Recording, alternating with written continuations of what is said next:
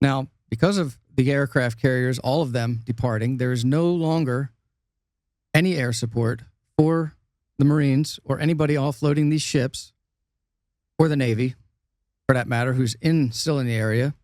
And but anyway, Japanese intelligence by this time, of course, they knew there was some type of bombardment, but they didn't know originally that we were landing Marines on 3 different islands. So they had already set sail on the 7th when everything started.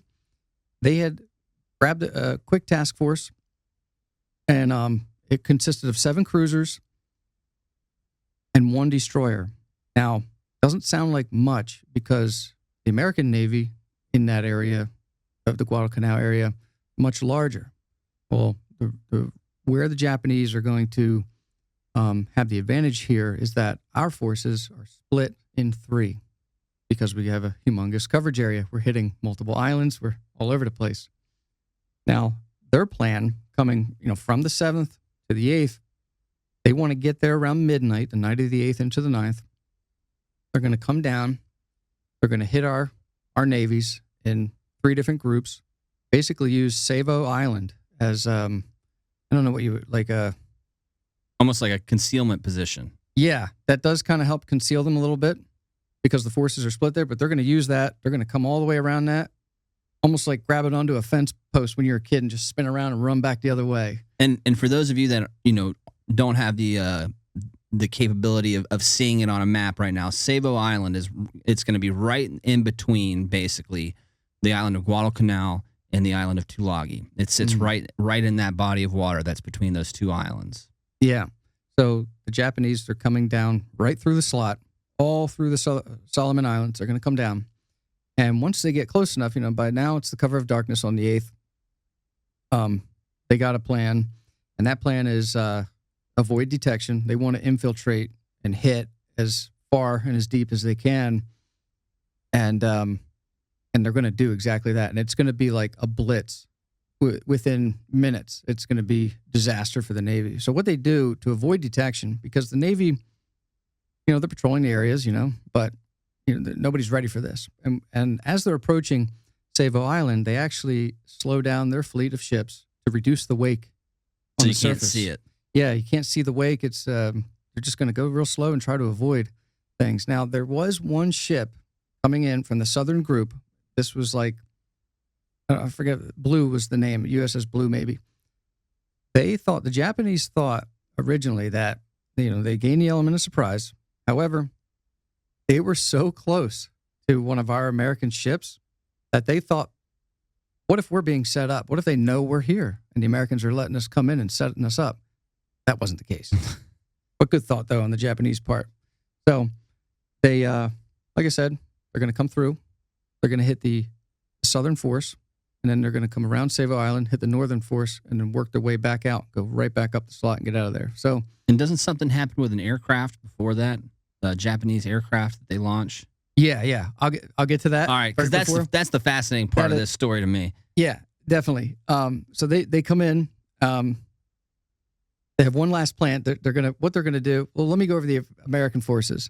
So, as you know, the transport ships are right in front of the beaches doing what they need to do, and the screening force is going to be split up. So the southern force is between Savo Island and Guadalcanal, and each group is going to consist of like maybe 3, 4, 5 ships, this many destroyers, this many cruisers, not too much. The southern force also is going to have 2 Australian ships in there as well. The eastern force is going to be over past, like on the eastern side between Florida Island and Guadalcanal, and the northern force is between Savo Island and Tulagi and Gavudu and all of them. And like I said, only a handful of ships each. Now, what they end up doing is they get past Savo Island, the Japanese, and they pick up speed again. So now it's like, all right, we're involved. It's attack. It's go time. Now, in the darkness, they launch 3 seaplanes. And these seaplanes are to scout ahead one last time, get one last overview of these American ships. And when it's go time, they're going to drop illumination flares from the sky to illuminate our ships, at which time the Japanese guns are already trained on them because they're blitzing towards them. Now, it's at that moment, 1:43 in the morning on the 9th, lookouts aboard the USS Patterson, they're going to see some shadowy figure in their path in the darkness of night. And they're going to give an alert, a warning. Something's here. It was too late because at that moment, flares from these planes dropped.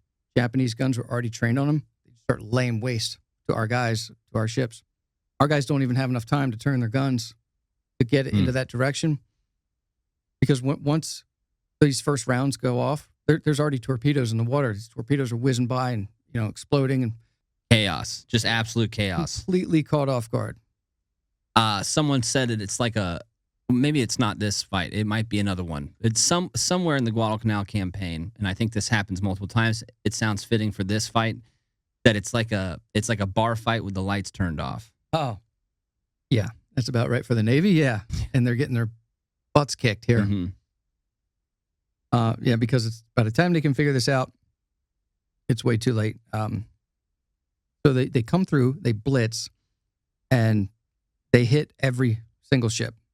The Patterson, for being wounded as it was, damaged, she did try to give chase to the Japanese fleet, but was unsuccessful because as quick as they came is as quick as they had left. Here's another problem. This is where it just gets worse. So of the two Australian heavy cruisers that were damaged, one was scuttled. The one U.S. heavy cruiser there was damaged, and then two destroyers were damaged. So nothing was not damaged at this time. Now, these guys assessing their wounded and the damages and figuring out what just happened, they failed to alert the northern or eastern group of any of this happening. Oh, geez. So the other groups out there have no clue. No idea. And the Japanese turn within minutes. They already set a course for their next location, and they're heading towards the northern group. And it doesn't take long after. And, as American forces and Japanese forces are kind of approaching each other, somebody sees something. Something happened to where they were like, hey, those are Japanese ships. We got to fire upon them. And for some reason, our commanders aboard this group of ships was like, they're friendly ships. Because ceasefire. They're coming from the direction of friendlies, though. Coming from where the Southern Fleet would come, kind of like right around, Savo. And, they had no idea. So they were like, no, they're friendly ships. Cease, hold your fire, don't shoot. What was at that moment that the Japanese, already trained on our guys, fired their weapons for full effect. Yikes. And these guys, same thing, caught off guard. This time, way worse, way more fatal. We had 3 heavy cruisers sank. Oh my gosh! And this is in minutes. The whole battle happened quick. The first attack was at 1:43 a.m. and all guns fell silent by 2:15. Jesus. Yeah, and our fleet is just left completely roadhouse destroyed.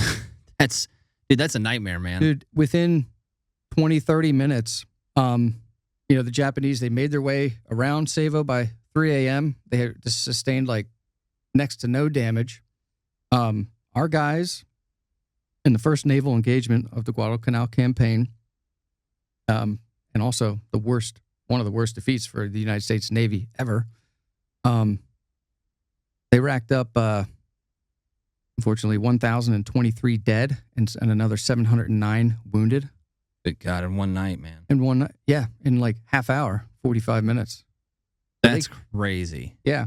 Now, one thing that the Japanese, what they did not know during this blitz, the goal was actually to come down further and hit the supply ships and stuff like that. But they still assumed that American carriers were in the area, so they wanted it to be a blitz, get out, because they were afraid They were worried about air attacks. Air attacks launching, and they would just easily catch right up to them. So, to say the least, the Navy in this first 2 days rather, is taking the brunt of things. You think land invasion, you think the Marines are going to be getting after it and getting banged up and all that, but the Navy is sustaining humongous casualties and damages out there. So, the fight really is just beginning for the main island of Guadalcanal.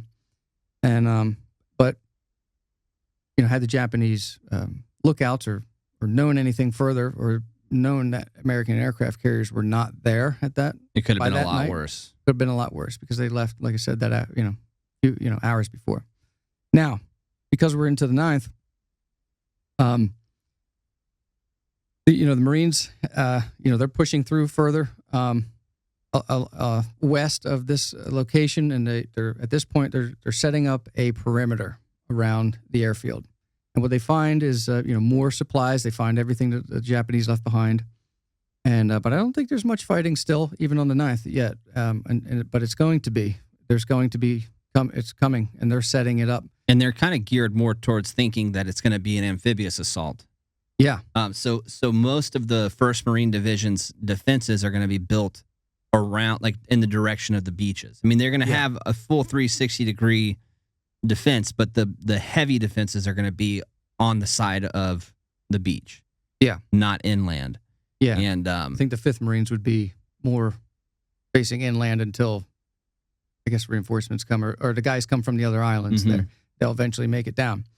So by the end of the day of the 9th, however, the crippled U.S. fleet, they're going to depart Savo Island, and they're going to leave U.S. ground forces completely alone.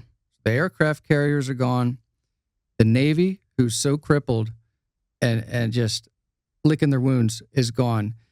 This location from Guadalcanal, all around Savo Island and in front of Guadalcanal there, is going to be known as, or come be known as, Iron Bottom Sound. Because of all the ships, though. The amount of ships, aircraft, just everything is going to be a graveyard for the Navy. This is a terrible, terrible position to be in. For the Navy, they've just lost so many guys, but then you think about the Marines on land. So first off, all the unloading of supplies, the few supplies that we did bring in the grand scheme of things, isn't completed by the time they leave. Right? Oh no, it's not completed. It's not completed. So now they already had a minimal amount of supplies to begin with. Now they have even less. They portray this in the Pacific, but imagine being on Guadalcanal, seeing this, this naval battle at nighttime, all these explosions and fireballs and ships sinking, and then the sun coming up in the morning and seeing that it was your ships and they're gone. Yep, everybody's limping and going away. You're on your own. This island will become known as Starvation Island because of this. Yeah. This Battle of Savo Island. Yeah. Savo Island. Terrible loss for the United States Navy, and they leave the waters to the Japanese. So now the Japanese, they can move troops down. They can do pretty much whatever they want to do for the next little bit. Come on right in. Thanks for watching. If you enjoyed this clip from America Fog of War, catch the rest of the episode here.